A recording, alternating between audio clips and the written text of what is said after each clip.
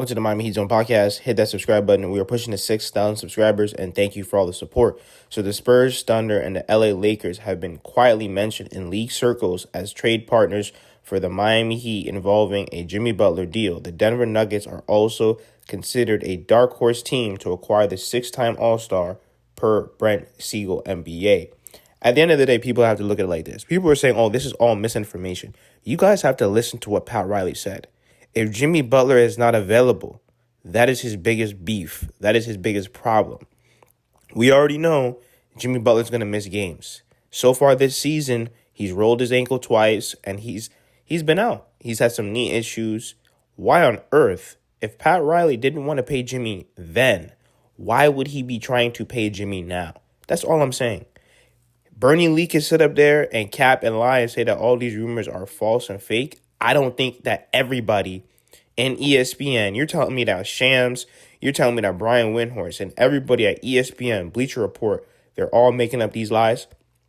Now, is every single rumor correct and true? I don't think so. But I do think, to some degree, some of these rumors are true. I think that Pat Riley does not want to pay Jimmy Butler, at least not right now. And we already know Jimmy Butler came out and said he wants his money. So if he wants his money, where does this Miami Heat team go going forward? Especially when you have Jimmy Butler coming in and out of the lineup. We can't win a game without Jimmy Butler to save our lives. Jaime, he's looked terrible. Terry Rozier, he's looked terrible. Khalil Ware, he doesn't play. And then everything falls on Bam and Tyler. Where does this Miami Heat, what do you guys want this Miami Heat team to do? Please let me know in the comments, because people want to say, this is misinformation. This is misinformation. How? Where do we go going forward with an aging superstar that, as you can see, it's hard for him to stay healthy? All these injuries are not his fault, and I'm not saying it is. But go back to what Pat Riley said. I'm not paying you if you cannot be on the court. Now, look at what Roger Bell said with the Miami Heat. He said, I live down here, and I heard from folks last year that are very, very close to the product that they weren't happy with the way that the contract things were going. They weren't happy with the conduct and some of the stuff that goes along with the player. So once again, what does that tell me? They're beefing in backdoor circles. That's all that means to me. Listen, eventually people get tired of each other, and especially when, you might be winning games, but you're not winning a championship. And obviously that gets frustrating. But then at the same time, what has the Miami Heat done? Because we can sit here and blame Jimmy Butler all day.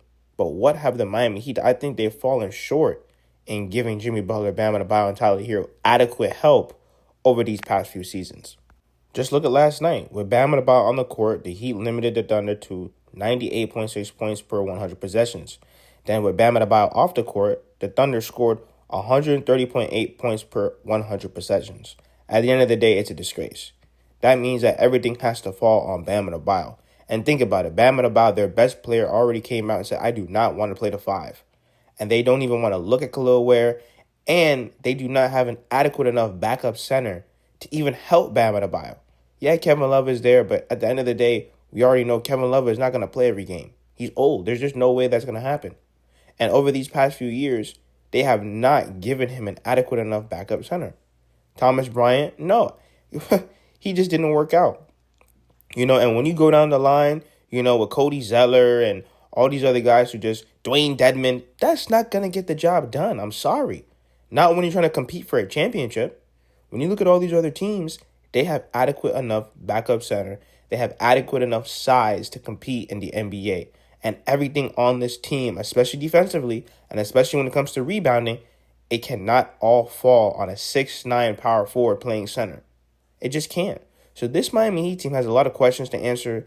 I think they have a lot of issues. Like I said, things are not really working out the way we thought it would. But please, let me know in the comments, where do the Miami Heat go? What do they do going forward? Do we trade Jimmy and Terry? Do we keep continuing to ride this out? All I'm saying is, if Pat Riley didn't want to pay him last year, why would they be trying to pay him right now when he's consistently missing games? Just let me know what you guys think in the comments. Every trade rumor might not be true, but some of them are. Let me know what you guys think in the comments. Hit that subscribe button. We are pushing to 6,000 subscribers, and thank you for all the support.